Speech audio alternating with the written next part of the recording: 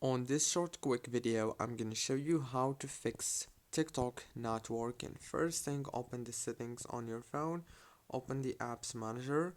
When you open the apps on this page, you will find all the apps that you have on your phone. So all what you wanna do here is wait a few seconds and now scroll all the way down like this until you find TikTok app. Click on it and now click on force stop, click on storage, click on clear data and click on delete.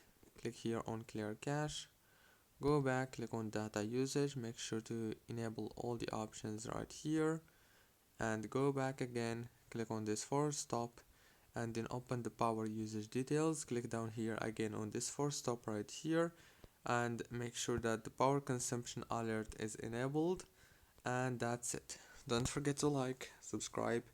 Thank you for watching this tutorial.